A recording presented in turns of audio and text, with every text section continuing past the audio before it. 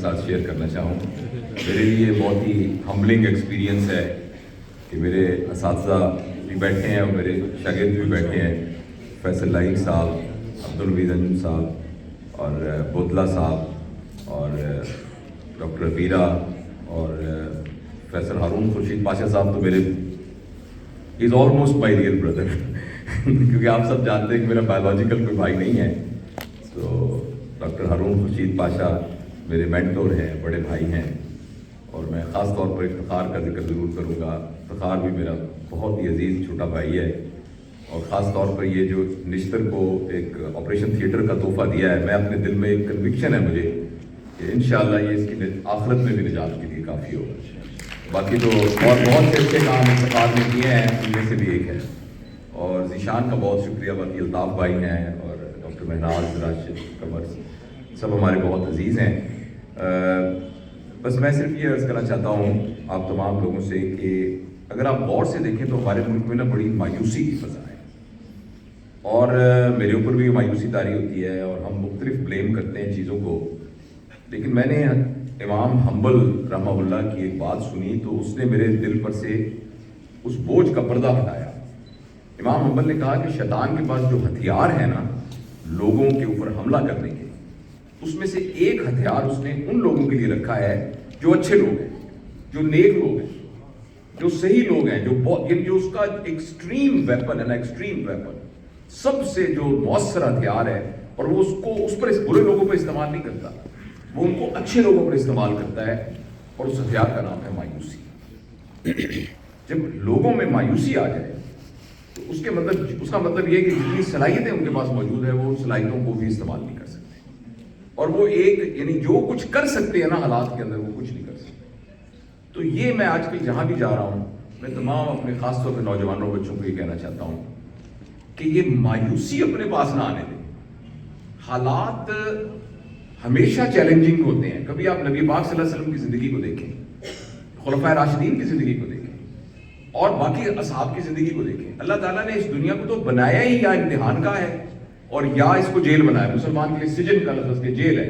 مجھے بتائیں آپ جیل کو کتنا کمفرٹیبل کر دیں گے, اور آپ ایک امتحان کا کو ایگزامینیشن ہال کو کتنا کمفرٹیبل کر دیں گے. ایک سٹریس, ایک چیلنج تو وہاں موجود ہوگا. تو جب تک ہم زندہ ہیں ہمیں چیلنج تو موجود ہوں گے ہی مختلف نوعیت کے. اور خاص طور پہ میں نوجوان اپنے بچوں کو کہنا چاہتا ہوں کہ مہربانی کر کے آپ یہ دیکھیں کہ میں ان حالات میں کیا کر سکتا ہوں, اور مایوسی کو اپنے دل سے نکالنے کی کوشش کریں. ہاں ایک اسٹریٹجیکلی حالات کی ریئلسٹک اویئرنیس ہونی چاہیے. یہ پتہ ہونا چاہیے کہ ریئلسٹک حالات کیا ہیں, کیا صورتحال ہے, ہمارے ملک کے پولیٹیکل ایشوز کیا ہیں, اکنامک ایشوز کیا ہیں, ہمارے یہاں پاور شیئرنگ کے پرابلمس کیا ہیں. ہمیں اس کو ریئلسٹک پتہ ہونا چاہیے. ہمیں پتہ ہونا چاہیے کہ ہمارے بڑوں سے کہاں کہاں غلطیاں ہو رہی ہیں اور کہاں غلطیاں ہوئی ہیں. ان سب چیزوں کا پتہ ہونا چاہیے. لیکن اس کے باوجود جو میں کر سکتا ہوں, اور یہ آج کی جو تقریب ہے اصل میں یہ اسی کی ایک مثال ہے. اور یہ ہمارے دوست جو ہیں وہ ایک میرا ایک شعر ہے, میں آپ کو تک شاعری بھی تو کہ میں نہیں تھا یہ بے حسی تھی میری, میں نہیں تھا یہ بے حسی تھی میری, مہرباں سب ملول تھے میرے. یعنی ہم خود جو ہے نا ہمیں اپنی پرابلم کا کوئی پتہ نہیں ہے, لیکن اور لوگ ہمارے لیے پریشان ہوتے ہیں کہ اپنی حالت کا بھی احساس نہیں ہے مجھ کو.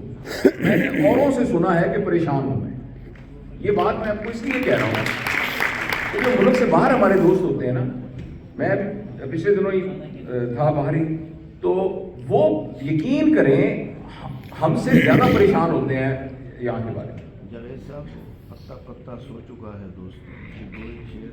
جی اچھا, میں پاش صاحب نے کہا وہ ایک غزل ہے میری, پتا پتا سو چکا ہے دوستو, موسم گل ہو چکا ہے دوست, اب بنوں میں ڈھونڈتا پھرتا ہوں میں, شہر میں جو کھو چکا ہے دوست. آدمی کو آدمی کھاتا نہیں ورنہ سب کچھ ہو چکا ہے دوست. اور آپ کی رائے تو بس ایک رسم ہے, فیصلہ تو ہو چکا ہے دوست.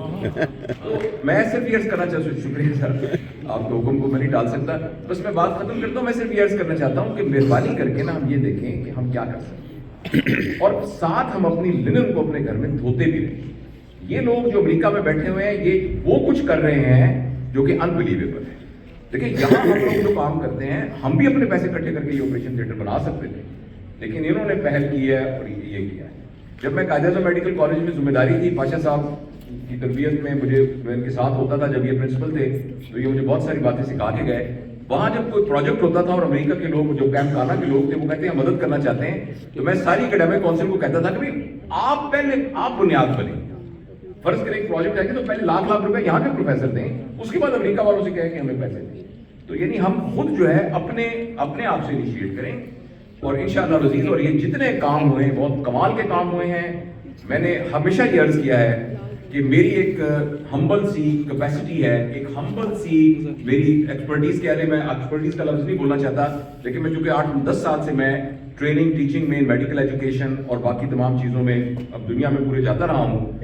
نشتر میڈیکل کالج کے اور میڈیکل یونیورسٹی کے کچھ ایسے پرابلم ہیں جو کہ عمارتیں بنانے سے ٹھیک نہیں ہوں گے. صرف میں نہیں کہتا عمارت نہیں بننی چاہیے، عمارتیں بنانی پڑیں گی، نیا انسٹرومنٹ لینا پڑے گا، نیا اکوپمنٹ لینا پڑے گا، لیکن جو انسانی مائنڈ کی ڈیولپمنٹ ہے نا، اس سلسلے میں ہمیں اپنے گھر میں اپنی لینن واش کرنی چاہیے. یہ ہمارا ادارہ ہے. یہ بات پورے پاکستان کے میڈیکل کالج میں مشہور ہے کہ نشتر کے اندر ہر ڈپارٹمنٹ میں لابیاں بنی ہوئی ہیں. پلیز میری بات کو برا مت بنائیے گا.